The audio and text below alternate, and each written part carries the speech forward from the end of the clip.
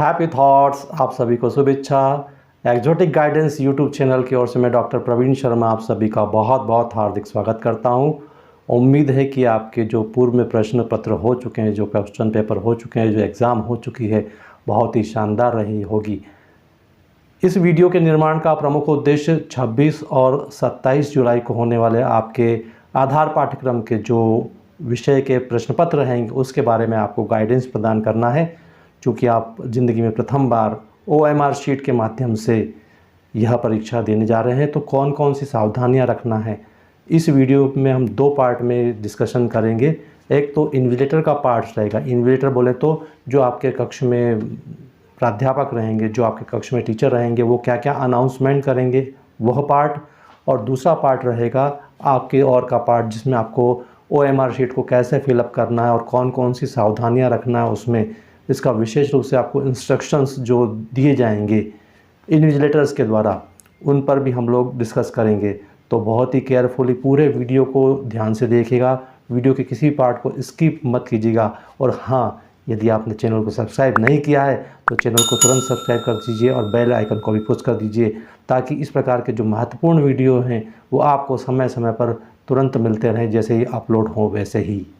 तो आइए चलिए, उस दिन जो 26 और 27 जुलाई वाले दिन आपको जो एक्शन लेना है, OMR sheet, optical marker reader जो शीट रहेगी, आंसर शीट रहेगी, उसमें आपको जो 2 घंटे के प्रश्न पत्र हल करना है। पहला प्रश्न पत्र रहेगा हिंदी का और दूसरा प्रश्न पत्र रहेगा अंग्रेजी विषय का।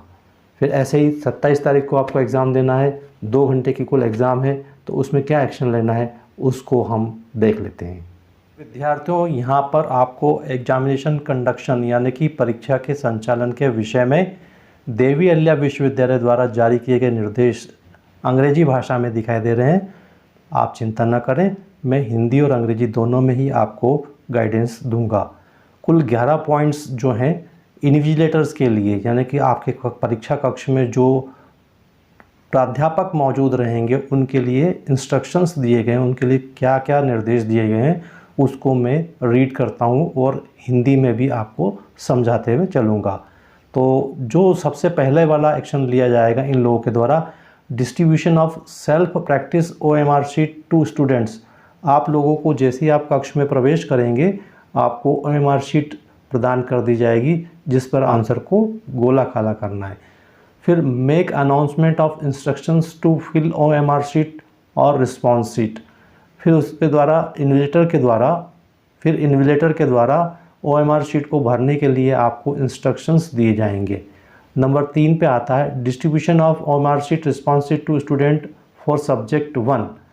सब्जेक्ट 1 जो होगा आपका हिंदी का पेपर रहेगा और उसके लिए आपको OMR शीट प्रदान की जाएगी। इसके बाद distribution of question paper of subject.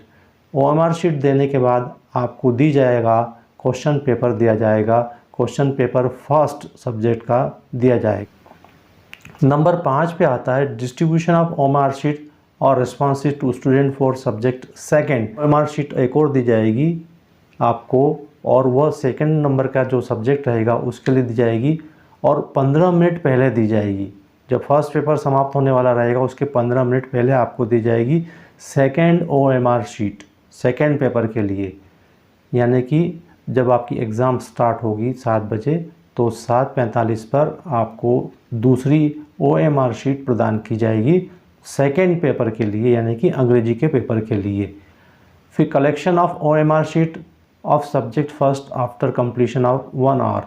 जब 1 घंटा पूरा हो जाएगा, यानी 7 से लेकर के 8 बजे तक 1 घंटा पूर्ण होने पर आपसे पहले प्रश्न पत्र की OMR शीट ले ली जाएगी।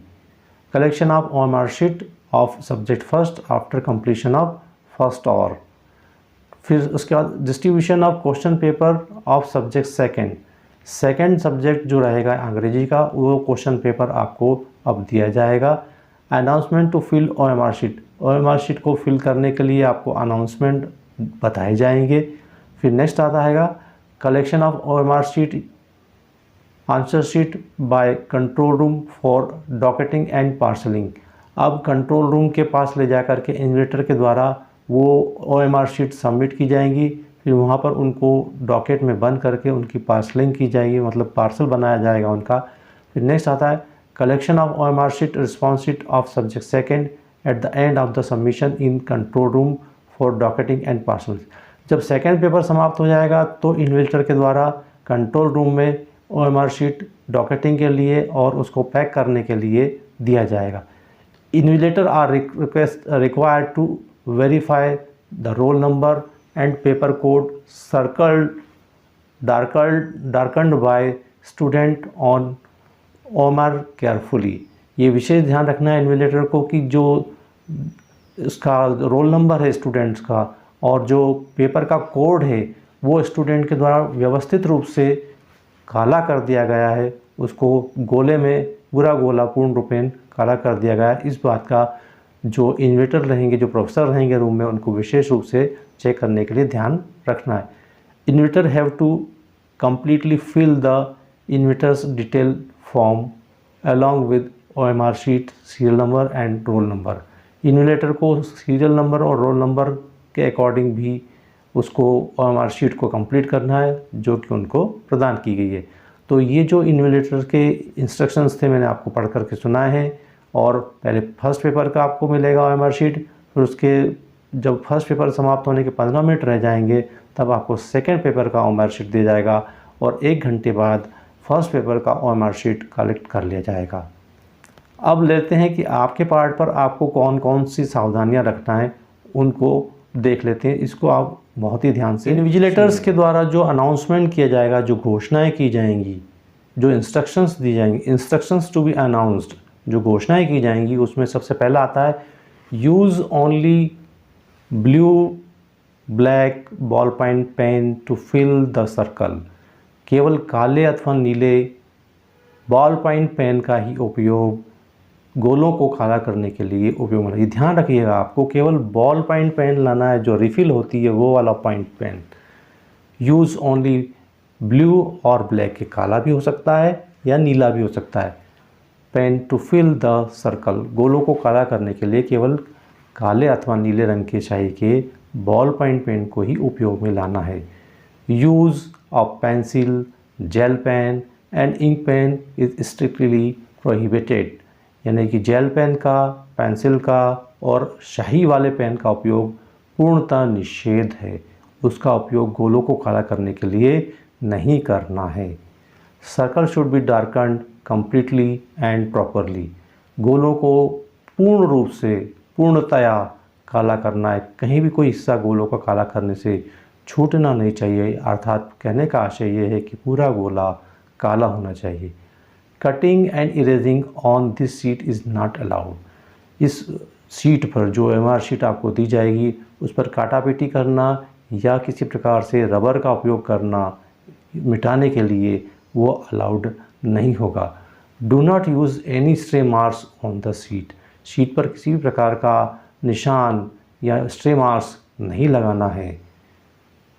The any marks will not be awarded for more than 1 darkened bubbles और wrongly bubbled options।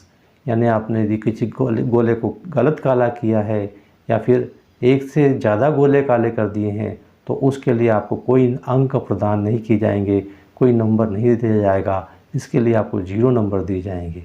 तो केवल एक प्रश्न के लिए एक ही उत्तर के गोले को काला करना है, एक से अधिक गोले को काला नहीं करना है।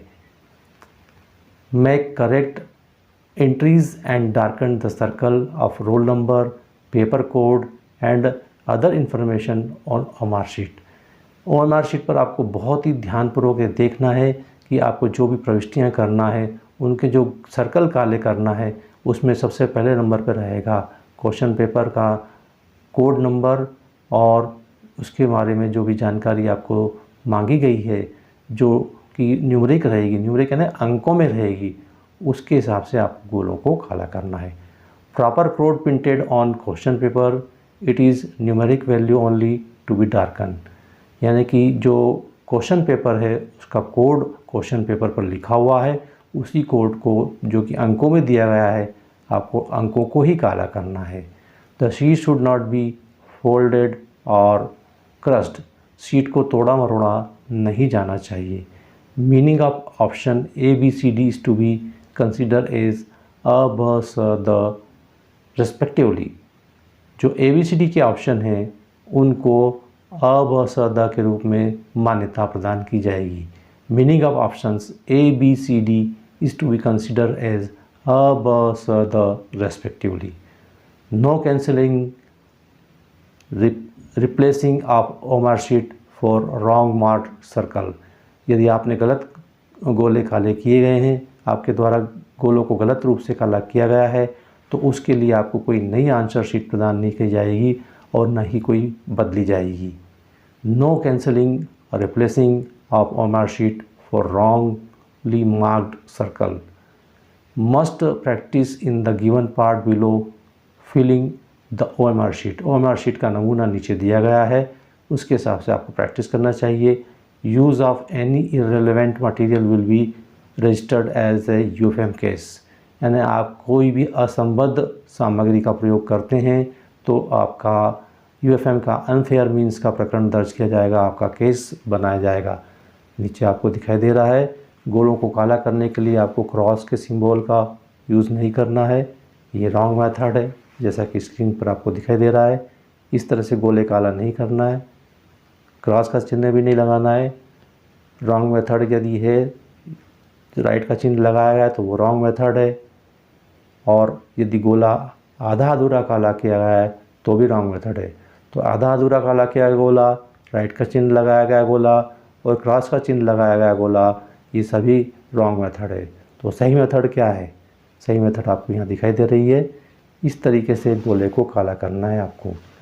ये दिख रहा है आपको स्क्रीन पर, गोले को पूरा सर्कल काला करना है, जो आपको स्क्रीन पर दिखाई दे रहा है।